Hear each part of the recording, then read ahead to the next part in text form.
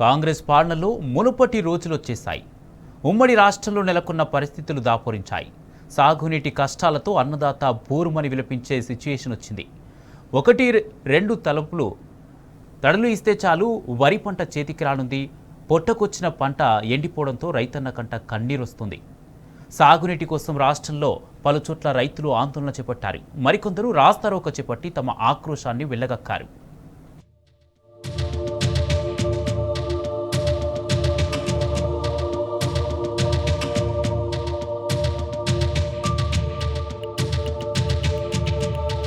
కాంగ్రెస్ 15 నెలల పాలనలో తెలంగాణ ఆగమైంది.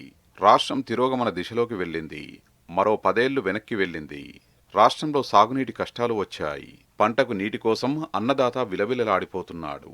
పంటకు నీరివ్వాలని పాలకులను వేడుకుంటున్నాడు. అయినప్పటికీ కర్కశ కాంగ్రెస్ పాలకుల గుండె ఏమాత్రం కరగడం లేదు. అన్నదాత రోదనను ఆలకించడం లేదు.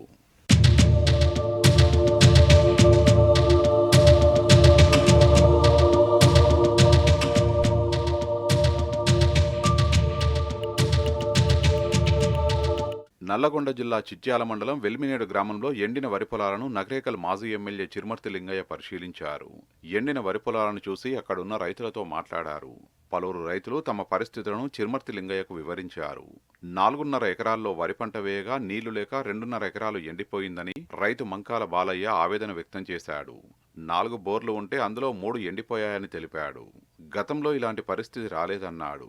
మిగిలిన పొలాన్ని బతికించుకోవడానికి రోజు ట్యాంకర్కు 1500 రూపాయలు ఇచ్చి నీళ్లు పోయిస్తున్నట్టు తెలిపాడు. లో వోల్టేజీ సమస్య వల్ల 4 సార్లు మోటార్లు కాలిపోయాయని, ఆర్థిక ఇబ్బందులను తట్టుకోలేకపోతున్నట్టు ఆవేదన వ్యక్తం చేశాడు.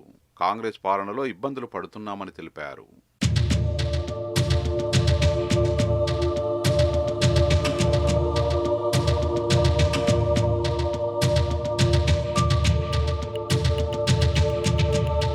కాంగ్రెస్ పాలనలో భూములు బీడుగా మారుతున్నాయని నకరేకల్ మాజీ ఎమ్మెల్యే చిరుమర్తి లింగయ్య విమర్శించారు. కాంగ్రెస్ అవగాహన రాహిత్యంతో చేతికొచ్చిన పొలాలు ఎండిపోతున్నాయని మండిపడ్డారు.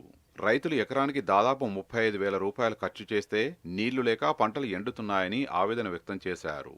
ఎండిన పొలాలకు ఎకరాకు 50,000 నష్టపరిహారం చెల్లించాలని డిమాండ్ చేశారు. సీఎం రేవంత్ రెడ్డి రైతు సంక్షేమాన్ని గాలికొదిలి ఢిల్లీ చుట్టూ చక్కర్లు కొడుతున్నారని విమర్శించారు.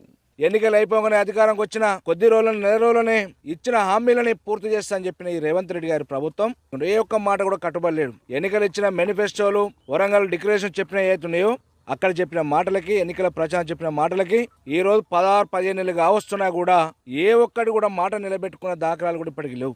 మహబూబ్ నగర్ జిల్లా దేవరకద్ర మండలం డోకూరులో అన్నదాతలకు సాగునీటి తిప్పలు తప్పడం లేదు. బోరుబావుల్లో చుక్క నీరు లేదు. కోయిల్ సాగర్ ప్రాజెక్టు ఎడమ కాలువ కింద చివరి ఆయకట్టు పరిధిలో నీళ్లు అందక పొలాలు ఎండిపోయే పరిస్థితి ఏర్పడింది. మెదక్ జిల్లా చేగుంట గజ్వేల్ ప్రధాన రహదారిపై రైతులు ఆందోళన చేపట్టారు. రోడ్డుపై అడ్డంగా కట్టెలు వేసి రాస్తారోకో చేశారు. కొండపోచమ్మ సాగర్ నుంచి కాలువలు తవ్వి పొలాలకు నీరందించాలని ధర్నా చేపట్టారు. కసాన్పల్లి, మచిన్పల్లి, పోతాన్పల్లి, పెద్ద శివనూరు గ్రామాల రైతులు ఆందోళనలో పాల్గొన్నారు.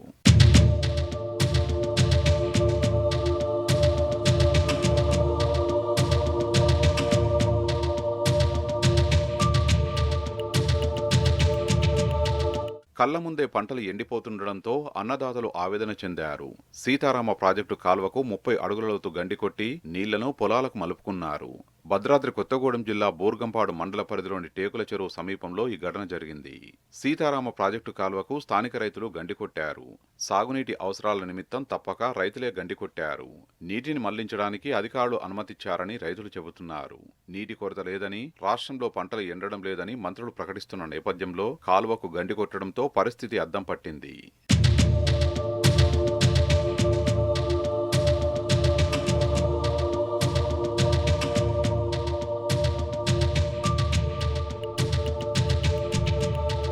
రేవంత్ సర్కారుకు ముందు చూపు లేకపోవడంతో రాష్ట్ర వ్యాప్తంగా వేలాది ఎకరాల్లో పంటలు ఎండిపోతున్నాయి.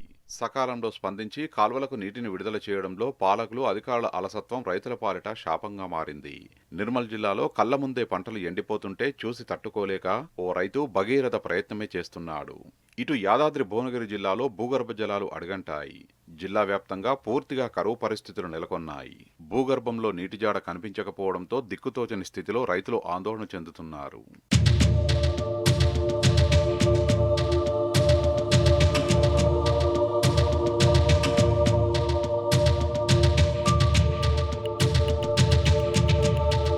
వనపర్తి మండలం పెద్దగూడెం తండాలో పంటలన్నీ ఎండిపోతున్నాయి. సాగునీళ్లు లేక పొలాలన్నీ నెర్రెలువారుతున్నాయి.